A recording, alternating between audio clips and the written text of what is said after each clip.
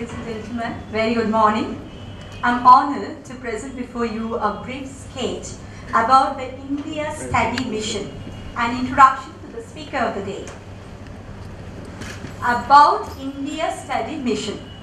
The students visiting India from Chaminade University of Honolulu, led by Professor Caryn Callahan and Mrs. Ginger Miller, are part of a leadership program which uses an entrepreneurial methodology to prepare students to graduate, equipped to start new things in life. They are in Mumbai to learn about Indian culture and business practices. Social issues and community involvement are very important components of their program. Now about Professor Caryn Callahan, a PhD from Hogan University and an MBA specializing in finance from UCLA. Dr. Caryn Callahan is a former Vice President and International Equity Analyst for Merrill, Lynch, Japan, as well as Financial Analyst for W.R. Gress and Company. A professor of Chaminade University's School of Business, Dr. Callahan has taught courses in corporate finance and international business. Dr. Callahan was chosen as the best analyst for the Japanese consumer electronics industry by Euromoney magazine and has been quoted in the New York Times, Wall Street Journal, Business Week and Fortune magazine. Born and raised in New Jersey, she now lives in Honolulu, Hawaii, USA. So, I request Mr. Ashok Saraf, Chairman of Durga Devi Saraf Institute of Management Studies, to welcome Professor Caryn Callahan with a bouquet of flowers.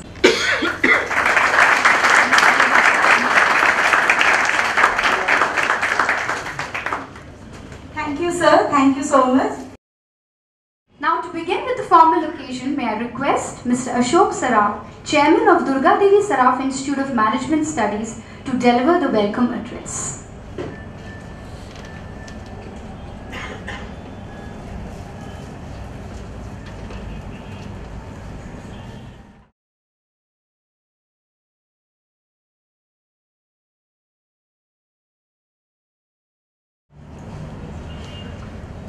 Good morning everyone, and a warm welcome to you all. A special welcome to you, Professor Caryn, and thank you very much for taking time out and coming to Durga Devi Saraf Institute of Management Studies. A warm welcome to Professor Ginger Miller, and thank you Dr. Ranjan Chaudhary for organizing this event, Dr. Babu, Dr. Sharad Kumar, and dear students. As we all know, today China is making great progress, and we are today fortunate to have someone here who can tell us how China has made this possible. Every time I visit Shanghai, I am amazed to see it different from the last year when I had come there. The growth that you see there is amazing. The precision at which they work is really fascinating. I've had the opportunity of traveling by the bullet train from Beijing to Shanghai, and you can only experience it. You don't even come to know it's better than a flight or a plane journey, moving at that speed. The railway station is much better than the international airports at many parts of the world. So we are indeed fortunate to have such a good speaker who has done a lot of study at China, and we at India would like to learn a lot of things from China and do the same things. Durga Devi Saraf Institute of Management Studies is a part of Rajasthani Sammelan, which is a 65-year-old trust. And in Rajasthani Sammelan, we educate 14,000 children and have 500 staff members. We have today at Rajasthani Sammelan 4 schools. We have a school for the underprivileged children where we educate 2,000 girls at less than 10 rupee fee. We have a SSC English medium, an ICSE school, and an international school where we are affiliated to Cambridge University for our IGCSE program. and we are also affiliated to the International Baccalaureate at Geneva for our IB diploma. Apart from the 4 schools that we run, we also have 4 Bombay University affiliated degree colleges in this campus. The Ghanshyamdas Saraf College, which is 30 years old, is rated A by NAC and is the 5th most sought after college in the city of Mumbai. We receive more than 5,000 applications for 800 seats that we have in the college. We have the Durga Devi Saraf Institute of Management Studies, which is again affiliated to University of Mumbai. And this academic year, we started 2 other degree colleges. One is a night college, the Lalji Devi Ramdar Maheshwari Night College, where we are going to offer the BCom degree, and we have 3 divisions and started this year. This year we have started one more unique institution, that is our media college, where we want to teach students on film, television, media studies. And we are the first college to get affiliated to Bombay University, and we are offering the BA Film, Television and Media Studies program.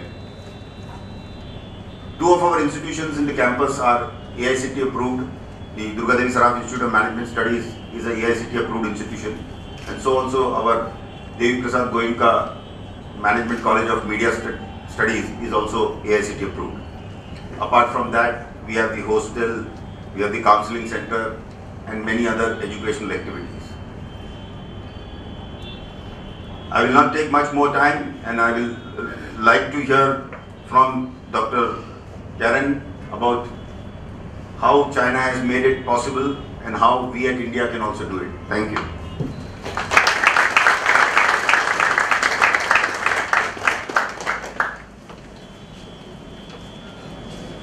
Thank you, sir. May I now request our director, Dr. Babu, to speak a few words.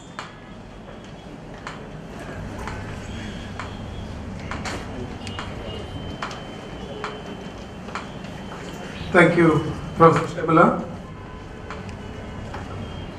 Respected Dr. Caryn, respected Ashok ji, the President of our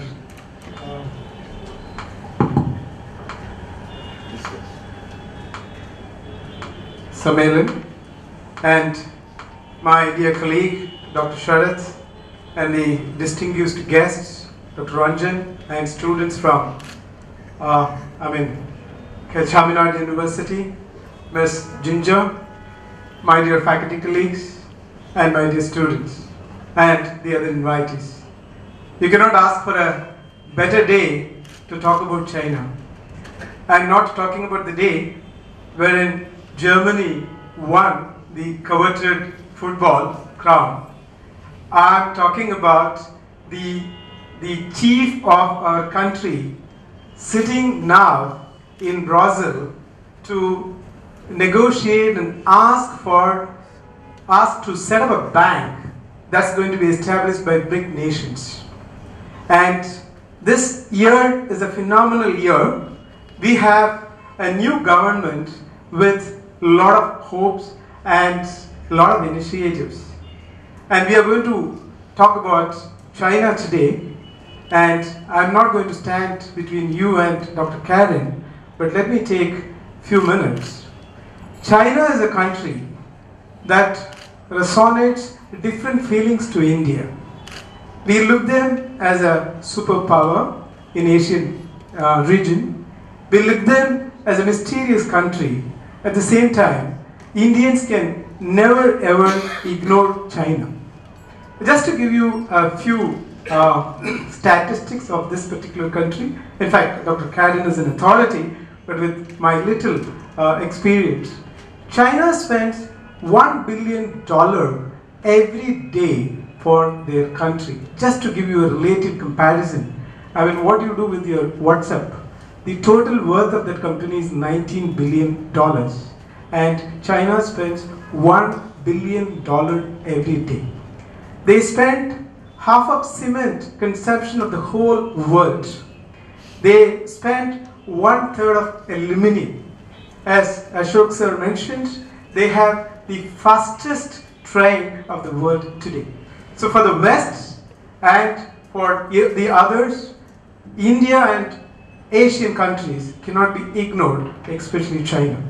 So there is always a conundrum how they could do this.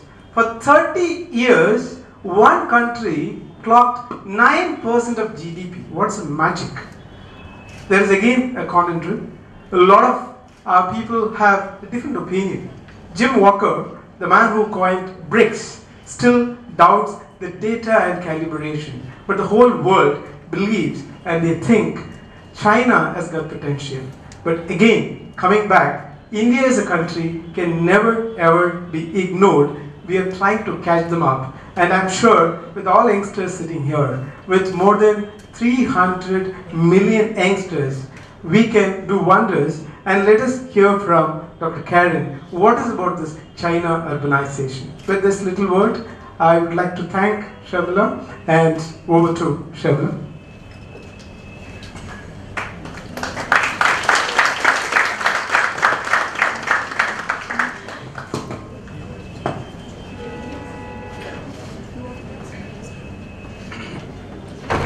Thank you, sir.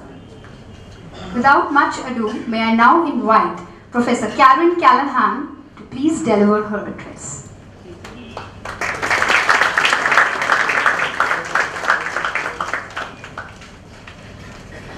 So I very much would like to thank you all for your very warm welcome today to myself and to my group from Chaminade University. We are very honored to be here having this opportunity to speak to you. All right, my topic is, if anybody has any ideas about this, please come up and play with it while I'm talking. I'm perfectly happy with that. Urbanization in China is my topic today. China, basically, over the last 2 decades, has urbanized faster than any other nation in history. By urbanizing, I mean China has moved a tremendous amount of people into the cities from the countryside. Okay. Basically, India and China are quite different in their developmental model. China has been focusing on manufacturing, while India has been focusing on intellectual capital. This is the basic difference. Because China has been focusing largely on manufacturing, it's been key, of major importance for China to build up an infrastructure, roads, railroads, ports. Without that infrastructure, China could not move its products to the ports and export them. So China's growth has come from selling its products overseas and also from foreign investment in China. There's a tremendous amount of foreign investment money which has come into China. Meanwhile, China has followed the model of Japan and Korea. This is called export-led development. In other words, the money within the country, the wealth level within the country has been so low that no one is buying anything. Domestic consumption has been unimportant for the first 20 years of this development. So in order to develop, it's necessary to bring in foreign capital. Meanwhile, if we look at India, the internet has enabled India to soar. The internet has enabled the IT companies, the software industries, the consulting, the back office operations. It has enabled all of these things. When you're dealing with your mind and a foreign customer, you don't need a lot of infrastructure. You don't need a lot of roads, you don't need a lot of ports. Okay? It is not key for survival. Consequently, India is considerably behind China in the development of an infrastructure. Okay? But what you see is not what you get. Just because the infrastructure looks a little bit crumbly, maybe it looks like it could be improved a bit, does not mean that India is behind China by all that much. Okay. How has China been able to develop so rapidly? Well, if you are focusing on export-led development, which is exactly how Japan developed, now, if you're doing this, you're riding on the back of your customers. China and Japan both have had very consistent and very persistent deficits in trade. In other words, their partners have had the deficits. They have had huge trade surpluses. This caused a lot of resentment against Japan in the 80s and 90s. the situation was a little better, there would be a lot of resentment against China. But one thing that the Chinese have been doing has been buying up U.S. Treasury bonds. They own about 8% right now. This has calmed the United States government down quite a lot. On the one hand, the U.S. government would like to complain very bitterly that the Chinese are running a huge trade deficit vis-a-vis the U.S. On the other hand, there are two mitigating factors. The two mitigating factors, one is that the Chinese government is buying so much U.S. Treasury bonds, bills, and notes. Okay? The second is that the trade deficit we have with China is in large measure due to American companies outsourcing their production to China. So in the United States, when we buy Nike shoes, or when we buy Timex products, or when we buy any toys, Mattel's or Hasbro or whatever, they're all made in China. Most of our garments are made there as well. So you can't really get indignant about China as we did about Japan. In Japan's case, it was brands that were causing the trade surplus and deficit. It was Toyotas, it was Nissans, it was Hondas coming into the United States. In our case, when we look at China, what's causing the trade deficit is Nike shoes, Mattel toys, and American products. And, well, so to continue with this, in order to manufacture and in order to continue to succeed in manufacturing, you need a large workforce. This large workforce has to come from somewhere. It cannot come from the urban areas. It was necessary for this workforce to come in from the countryside. So what we have seen in China is the largest human migration in human history. Over the last 25 years, over 250 million people have moved from the countryside into the city. They moved from the countryside into the city. China, if I had a pen, I would draw it, but I will just draw it in the air. China is a country that faces upon the Pacific Ocean on the East Coast. The development has all been on the East Coast. The North and the West are landlocked. There's very little development there. The extreme West is Tibet and Xinjiang, which are ethnic groups that are not similar to China. So there's quite a bit of lag in the development there. So development in China is quite uneven. All right, this is important to note for the rest of what I'm going to be saying. The development is along the east coast of China. It would be, if we liken it to the United States, from Maine to Florida is very well developed.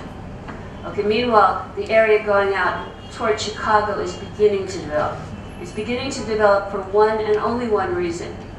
Chinese labor rates are going up very fast, 10 to 15% per year. The factories cannot get a workforce fast enough. So wage rates have been consistently going up. In order to get a cheaper labor force, Chinese factories have been forced to move inland. So as we move toward Chicago, we liken it to the United States, development is proceeding. Once we get beyond Chicago into the western part of China, there's very little development. It's quite agrarian. Okay?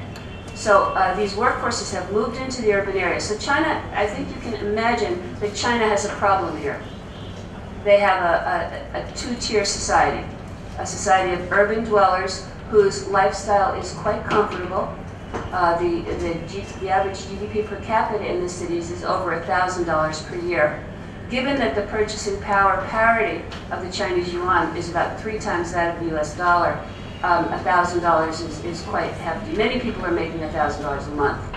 So if you go to Shanghai, and I don't know if any of you have been there, I've been there 8 or 9 times now, it's a very prosperous city. It's quite a lot like New York or Mumbai or any other fairly developed city. You can get all the brands, you can live a very comfortable lifestyle. All right. Now we've had export-led development for China. That has been great, right? Okay. So export-led development, China has pretty much tapped that out. Right now, China's labor rates are going up. The foreign makers are moving to Vietnam, to the Philippines, to Malaysia. And not only that, the Chinese are moving out. We visit a factory every year of Hong Kong garment makers. We didn't visit this year, but I visited them many times in the past.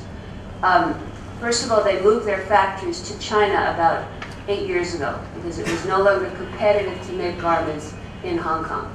Now it is no longer competitive to make garments in mainland China. They are planning to move to the Philippines. Chinese are moving out. Okay, so export-led development has gone as far as it can go. You're the Chinese government. You know that the only way you can keep political stability, which is the most important thing to the communist government right now, the only way you can keep that political stability is to keep the GDP going, keep creating new jobs, keep creating new demand. How do you do it? Well, you only have really 2 buttons you can push. You can push export-led development, but we're tapping out on that. Or you can pick domestic consumption. So here you are, the government. How do you spur domestic consumption? The people along the east coast of China are pretty, and here we go. The people along the east coast of China are pretty well developed. They're consuming quite a lot. You need to get the inland area of China, this area and this area. You need to get those consumers, which are about 800 million people, buying stuff. They need to buy products that China has made. How do you do that? Well, they're not going to do it if they're on the farm. You've got to move them into the city. So, and this is a sort of review about what I've said so far. This is a picture of some of the migrant workers. They're still coming into the cities. When we were living in Shanghai doing internships, we were right near the Shanghai at the railroad station, and we saw people like this, cloth bags, rice bags, still moving into the cities looking for jobs. Many rural women as well. All right, now my next topic is urbanization plans. All right, the Chinese Communist Party sees urbanization as the essential tool to keep the economy growing. If people move from the farmland into the cities, they have to buy furniture, they have to buy fixtures for their apartment, they have to put their children in school, they have to buy services. So it's important to get them off the farms. Of course, right now there's a problem because the workers who have come in from the farms are not registered as city dwellers. In China, you have to register yourself in the city where you are born or where you live in order to get health insurance or education. It would be like if you went to live in New Delhi. If India was like China, if you went to New Delhi, you would not qualify for any schools or housing or subsidies, health insurance, or pension because you are registered in Mumbai. If you got sick, you'd have to go from New Delhi back to Mumbai to use your insurance. Your child would have to commute from New Delhi to Mumbai to go to school. So we have a problem, like a major problem, with the rural migrants who have come into the city already. But the Chinese government wants to bring more of them in. This is the plan.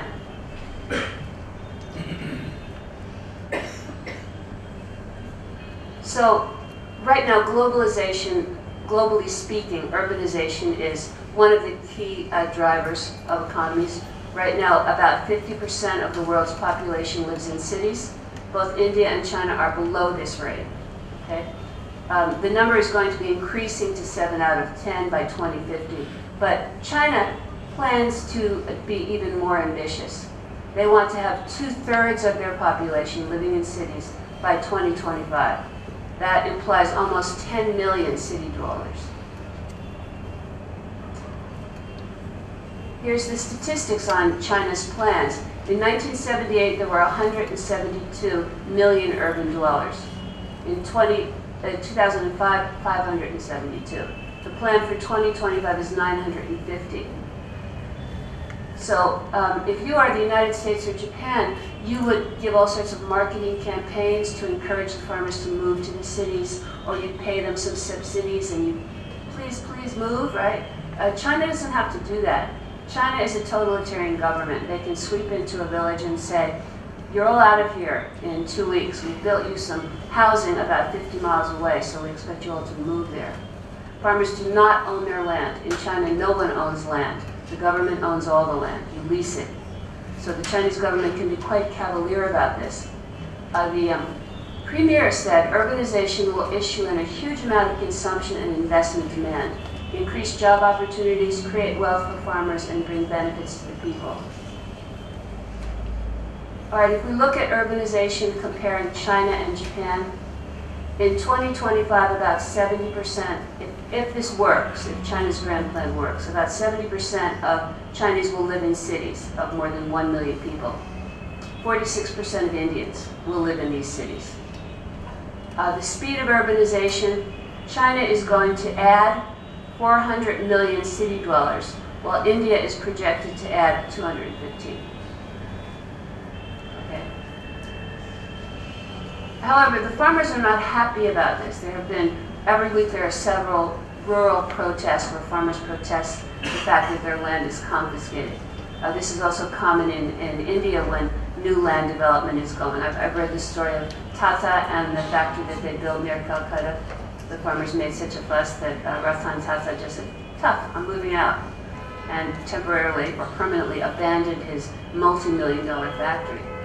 Okay, you know, it doesn't matter if the farmers don't like it. It's a totalitarian government. If the government says move, they'll just be squashed, and the plans will proceed as the government wishes. 47% of farmers are angry because the government has taken their land. Pudong, which is the poster card picture of China with all the fancy buildings, it was rice fields about 20, 25 years ago. I'm just reading a Chinese mystery novel right now, and it's talking about how the Pudong is just being developed in the middle 1980s. And now if you go there, it looks fantastic.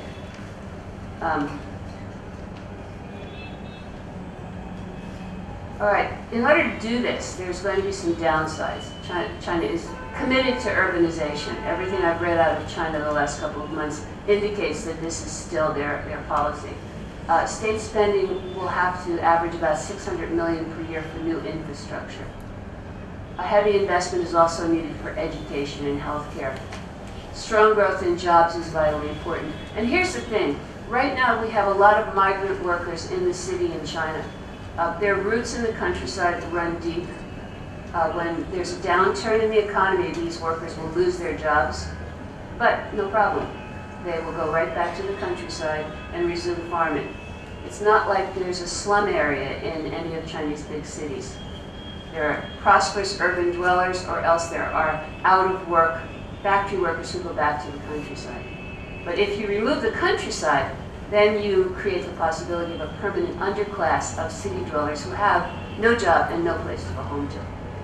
So this is another risk. Meanwhile, college graduates are facing unemployment in China. And that's my next topic, the educated unemployed. China, like India, well, China probably even more than India, is having an education explosion. Up until about 10 years ago, only the top 10% of students in China went to college. It's very competitive. When we used to get Chinese students at my college 10 years ago, they would have perfect scores in the math of the college admissions test. Usually their scores on English would be quite less, but perfect scores on math, I mean, you really have to stretch to do that, you know? However, China is becoming more democratic in terms of education. In the US, half of students go to college. They don't necessarily graduate, but they attend. So we have some elite colleges, but we have a lot of colleges which deal with average students and which try to bring them from where they are to a better place. With China, still, it's mainly the elite that go, but the speed at which universities are going up is amazing. Our partner college, University of Dayton, just opened a center in China, a multi-million-dollar center. The number of American colleges that are there is growing rapidly. However, the college graduates graduate, and they don't graduate into white-collar jobs. I mean, think about this. Export-led development through manufacturing. What do? You get a tremendous amount of manufacturing jobs. You get a small number of white-collar jobs. India is different. India's growth in jobs has been in the white-collar area, not as much in the lower areas. So that there's a kind of reverse position between China and India there. 16% of Chinese college graduates are unemployed, while only 4% of those with an elementary education are unemployed. China has a lot of manufacturing jobs, very few white-collar jobs. China has quadrupled its college enrollment over the last decade. Okay. But they still have a preponderance of blue-collar jobs. So this is another course of discourse of a disaffection for the Chinese government, another thing they have to worry about. Here's the share of world's college graduates. The United States in 2000 used to have roughly a quarter of global college graduates. It's dropped now to 18%. The absolute number of graduates has continued to increase. However, the growth has been faster in other countries. Consequently, the percentage has dropped. China is now about 13%. India is about 7 to 8%. I believe there's also quite a good growth in Indian colleges, the creation of Indian colleges. Right now, I think is a great time for college professors in China and India. There's probably a great demand for your services. Not so much in America. Right now, we're contracting on our enrollment because the recession is over, and it's very common for students to go back to college when there's a recession, boom time for universities, and then to drop out of college and go to work when the recession is over. So that's a different thing. So the government is worried about future social unrest from this educated and unemployed group, is working hard to create quotas so that the state institutions will hire college graduates. The estimate is that China's economy has to grow to 7 to 8% to continue to create these jobs. Right now, China is able to do that. So where's my job? Okay, let me talk about. We'll come back to that, but let's talk about something else. China's infrastructure.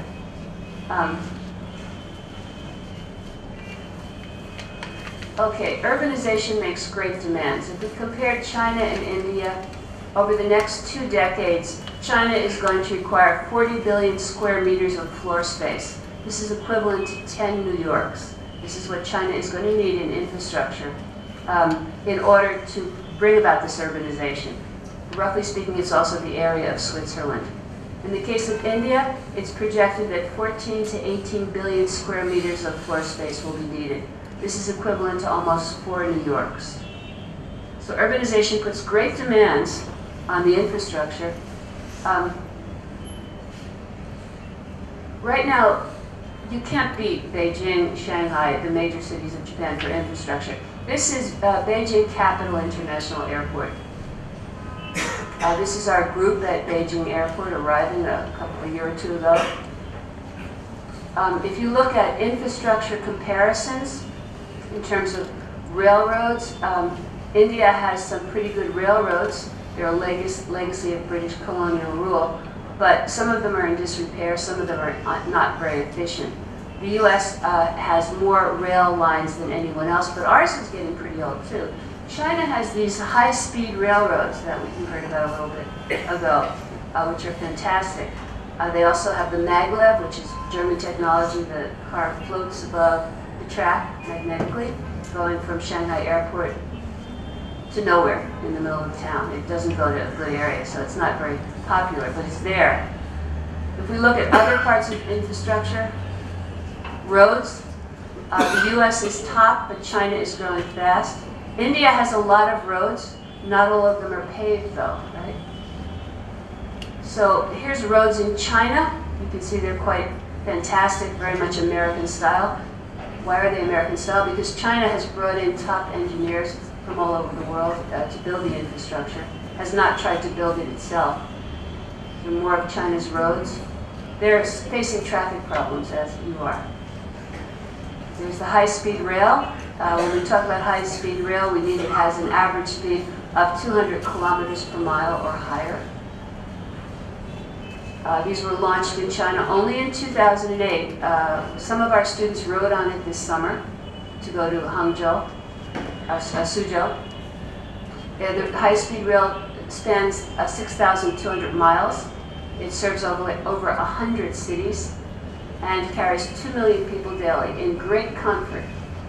Very quiet, very smooth ride, nice amenities. They now have a larger high-speed rail network than all of Europe.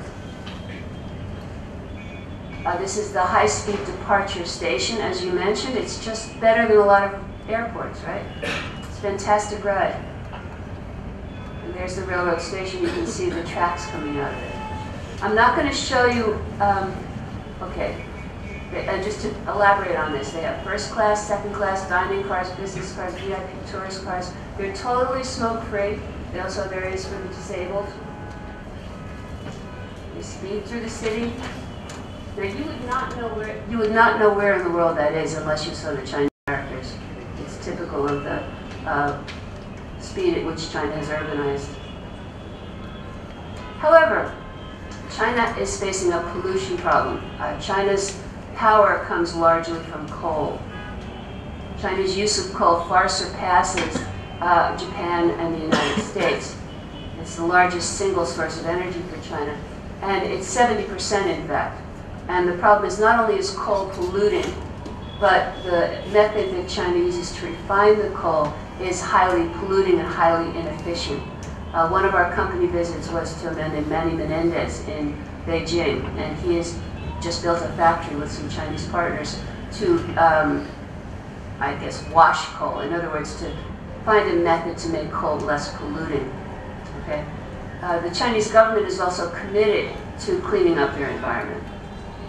But Chinese air pollution is still a big problem. Apparently, safe levels of small particulate matter, these are the ones that go way deep into your lung, is 100 or less. And last year in Beijing, it went up to over 900. That is like super dangerous. People in Beijing wear heavy-duty masks and have air purifiers in their office. Many expats in China will send their wives and children home and remain themselves. And the expats are also paid a hardship allowance for having this air pollution. You can see some pictures. Sometimes in some cities you can't see across the street. But don't always believe it, there are blue sky days in Beijing. We saw a few with our group. It comes and it goes. Winter in Beijing is very bad because it's like a bowl, and the desert air blows in with sand. Summer is not bad. China leads the world in terms of hydroelectric power, and they have approximately these statistics. Okay, but I wanted to talk about some things about pollution and how China is working to clean it up, and then I will end. Okay, the China State Council has this aim of reducing pollution by 30% by the end of 2017. Okay, so one thing they're very interested in is hydroelectric power. They're also interested in the environment. Now here you've got a couple of hot buttons. One is college graduates are unemployed. The second is farmers are mad. The third is that people in Beijing and Shanghai and the big cities are irate over the level of population. Political stability is the most important thing for the Chinese government. Survival is the most important thing. So the Chinese government has to address these issues. It's hard to address the farmer issue, but it's easier to address the pollution issue. Here's a popular thing, I'm sure you've heard it before. The good thing about India and the United States is that they're democracies. The bad thing about India and the United States is that they're democracies. The good thing about China, the bad thing about China is that it's a totalitarian government. The good thing is that it's a totalitarian government. Okay? So how can that work? Well, we all know Tiananmen Square in 1989, when the student movement was crushed. There's virtually no mention of Tiananmen Square. The Chinese government is terrified every year when the anniversary comes around. On June 4th, it was the anniversary this year. We were in Beijing, in China at that time, and apparently Google said something offensive to the Chinese government, so they blocked Google, and they blocked all of our Gmails. A couple of my students only had Gmail accounts for email. Impossible to get in. Okay, so there you go. China built this dam. Have you heard of the Three Gorges Dam? As engineers, the engineers in here probably have. MBAs maybe too. China decided to build a dam called the Three Gorges Dam. To build the dam, they displaced 1.2 million people. When they wanted to transform the face of Beijing for the Olympics in 2008, it evicted 1.5 million residents. China is totally unsentimental. In order to evict these people, they had to knock down all of the old hutong, which are the alleys, narrow alleys and old-fashioned houses of China where you have a series of apartments around this central garden. They just leveled them completely. China's not sentimental, they hate the old. The Three Gorges Dam is a sort of poster child for how China moves to solve problems. The Three Gorges Dam, here it is. It's called the Great Wall of China across the Yangtze. The Yangtze River runs across North China. It's China's blessing and China's curse. Throughout history, many, many times the Yangtze has overflowed, causing hundreds of thousands of dollars of damage and millions of lives. So China has always wanted to control it. They also have always wanted to create hydroelectric power. Now the Yangtze flows through an area called the Three Gorges, which is around here. It's called the Grand Canyon of Japan. It's a beautiful area. Here's some pictures of the Grand Canyon of China, sorry. It's on the back of the 5 yuan note. It says Nihon, it's Japanese, but that's irrelevant. So suppose Americans were asked, we can get a lot of hydroelectric power if we flood part of the Grand Canyon. No problem, right? No way. Americans would never allow that. A democracy would not allow it. They would say, no, our children, our grandchildren must be able to see it. Okay, China wants hydroelectric power, so we have to flood a couple of 100 feet of this dam, of this beautiful site? No problem. And that's exactly what China did. This was before, okay? Afterwards, I don't know if I have an after picture, but we go up a couple of 100 feet here. Now, in order to do that, 1.24 million people have been displaced. Riverback cities are now like Atlantis. 164 villages sank below the waves. I have videos that I've seen of people desperately moving their homes and taking the rocks out of their houses and carrying up the mountain to build a new village. Now another thing, the dam sits on a geological fault. What the heck, you know? I mean, an earthquake, we lose a couple of million people, what the heck, you know? So there's a lot of concern, will this dam hold if there's an earthquake? On the good side, because the mountains are several 100 feet high, you still have a bit of the Grand Canyon, about half of it. So the views are still spectacular. It generates 8 times the electricity of the Hoover Dam, 8 times. Okay, so I don't know, I think I've pretty much run through my time. What time am I scheduled to end? You can take another 5 minutes. Okay, well if I can take another 5 minutes, I will. Let me, okay, I have to back up a little bit for something that I skipped the first time around. It's called ghost towns. Now, we have an irony here. The Chinese plan to move millions of rural dwellers into the cities. So they have to spend all this money to build up homes for them, housing for them, schools for them. Meanwhile, China has terrific overcapacity in shopping centers, industrial parks, condominiums, and housing developments. These are called ghost cities.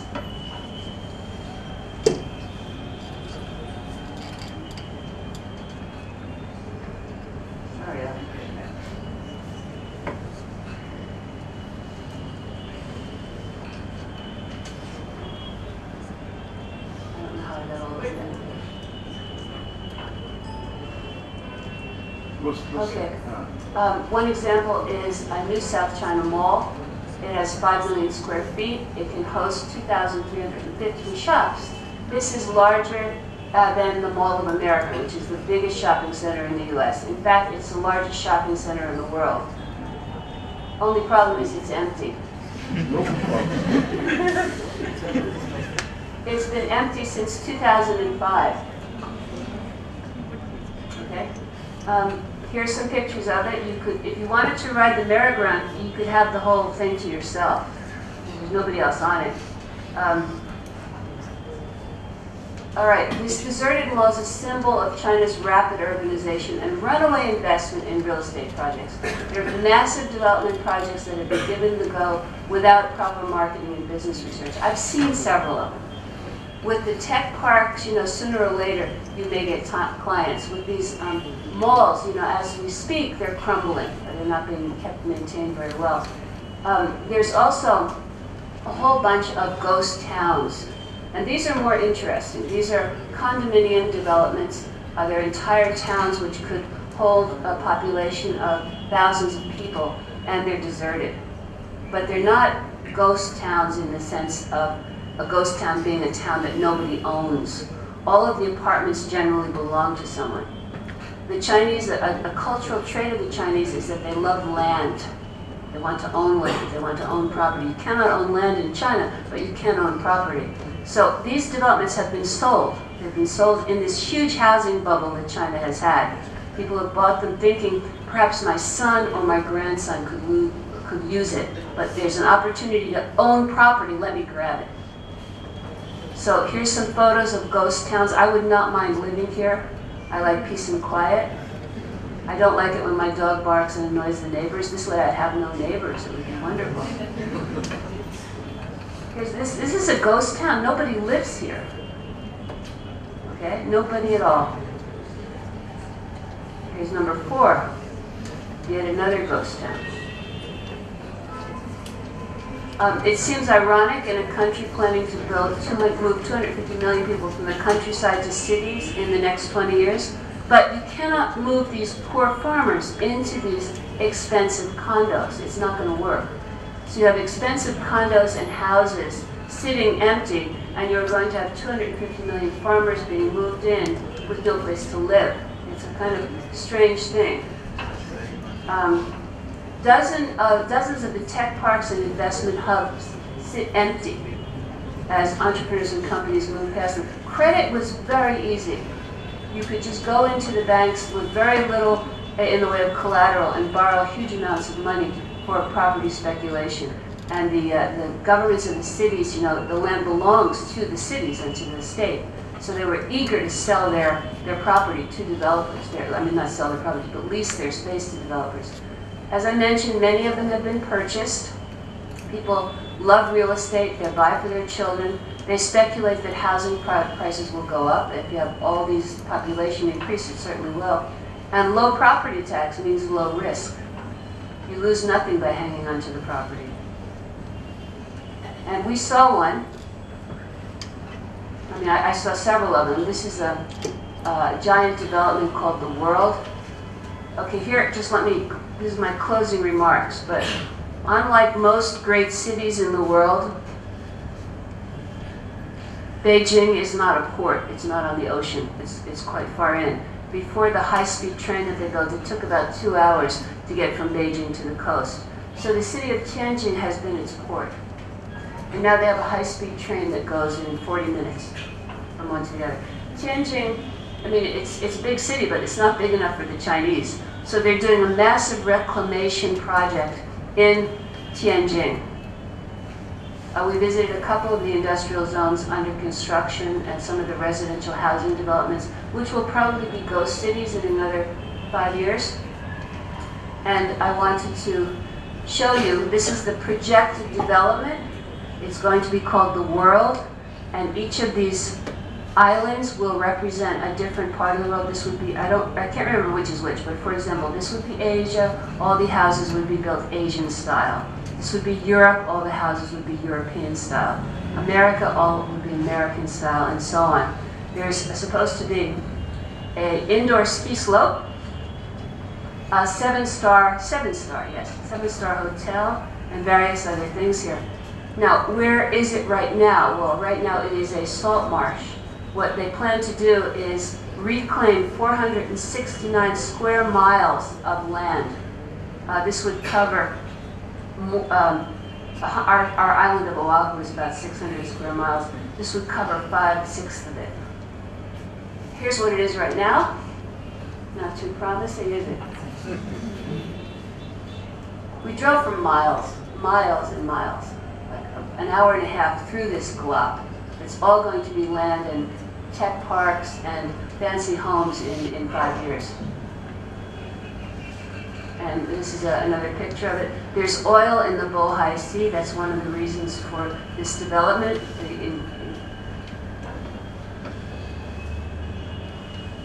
The floor area of The World, which is the development I said, 2.82 square miles.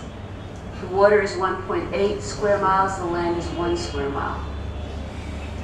And here is a close-up of it.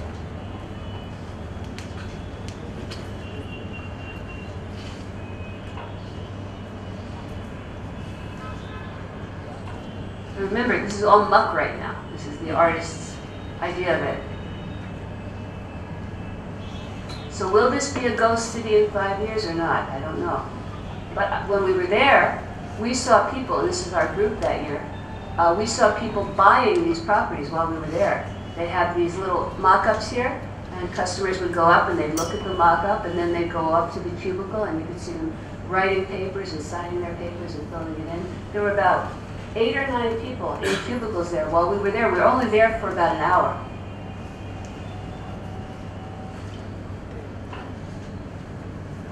So that's the end. Thank you very much.